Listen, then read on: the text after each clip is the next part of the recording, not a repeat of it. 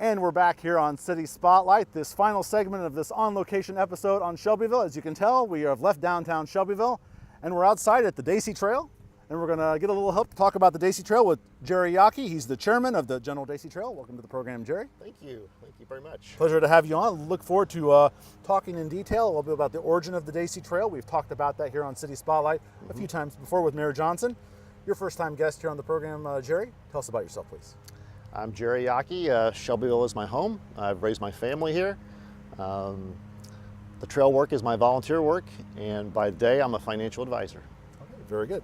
Pleasure to have you on, and we've learned a lot about the trail in the first segment of this episode. Mayor Johnson talked about phase 8 of the trail work being complete, and as we drove over here to this taping, we noticed some of that lovely work on Morgan Street. Absolutely. Let's go back to the beginning. What was the idea for the General Dacey Trail? The idea was pretty simple. My wife and I, we went to Door County, Wisconsin.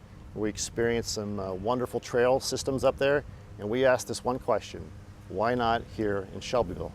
And so that's how it started. And I got a group together in 2000. We spent about 5, almost 6 years planning before we developed this first phase of the trail, which is behind us in 2006.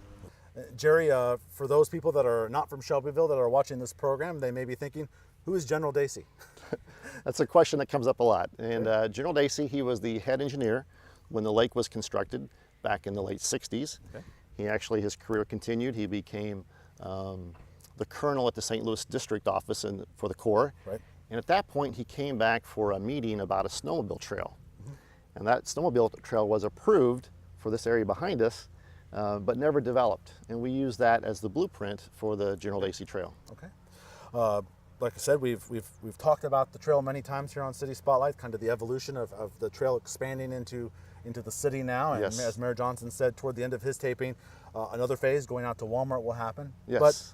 But kind of give us an overview of how the park has evolved. As you said, 5 or 6 years to get it going. So it's been around about 12 years? About 12 years, yes. So talk about the evolution of how the trail has grown over time. Well, it's been a real fun ride, for sure. Our user group is primarily walkers, and we have 7 miles of basically 10-foot wide trail. Right. A lot of that is in the woods, but one real important factor was to connect the trail to our community. So we've done that. In Phase 8 built a bike lane right down Morgan Street. The community is really using it. We average about 150 users per day. Wow. Recently, there's a little kind of junior high bicycle club that's formed. It's unofficial, but they ride past my house every day using the bike lane, and it's just really fun to see our community use the trail and just really embrace it. So you just mentioned a small group there, an unofficial new club kind of getting going as a result of this. I understand you have a long time 5K race, the Tom Short 5K race. It happens annually every year, and it's been going on for a number of years. Yeah, so this year will be the 16th annual Tom Short 5K. We average about 350 users. Wow. This is going to be a special year because we're going to honor Coach Kramer, who's been our high school cross-country and track coach for many, many years. So I really anticipate this might be the year that we break 400 users or runners in the Tom Short race. Any other users or unique things that go on here? I understand there might be there's some unique lighting that you guys do in the evenings. Tell us about that. Yeah, so the Candlelight Walk, this will be our 8th annual Candlelight Walk. It's usually the 3rd Saturday in January. We wanted to get people out on the trail in the winter, and we stole this idea from Wisconsin again, and I got the ultimate compliment this year. Someone after the Candlelight Walk came up and said it reminded them of a Hallmark movie. Oh, really? So we have, probably about 500 luminaries that we use in the trees and on the ground to light up 2.5 miles. So please come. It's a great event. I'm getting pictures of something out of a recent Disney animated film that's something to experience for sure. Yes, absolutely. What kind of feedback have you heard from people in the community? You're from Shelbyville, like you said. Have you heard feedback from people about how often they use it, how much they enjoy it? What kind of feedback have you gotten? It's really a part of a lot of people's lives now. There's a user group of ladies that walk it each and every morning. It's that quality of life that's hard to define, but the trail brings it to our community and people are embracing it. a phrase that Mayor Johnson has used many times with describing the trail, and hearing it from you.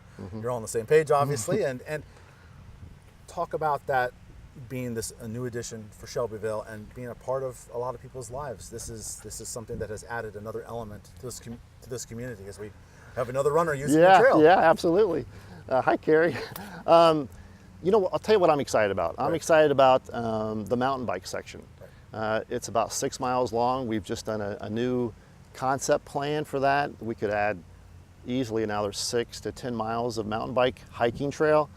That could make a real difference on our trail system and how it's used, and how visitors from the lake can add one more day to their stay here.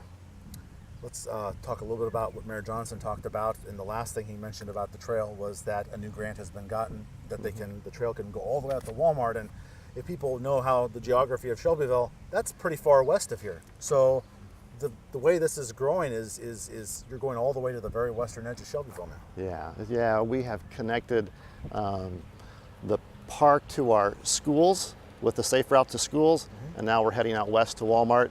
Yeah, it's really important because we want to create safety, and we want to encourage people to get out on their bikes and walk, and that's another way that we can do that by building the bike trail out to Walmart.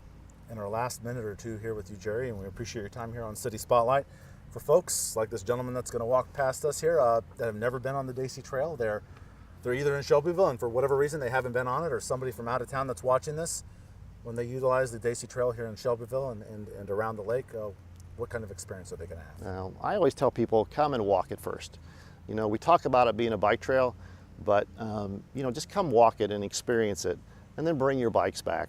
There's so many beautiful views of the lake on the trail that you can take in, and we have a bench located by a pond not far from here on the trail, and the birds that just are in that area, it's so enjoyable just to sit on that bench and enjoy nature, and that's what I would encourage people to do.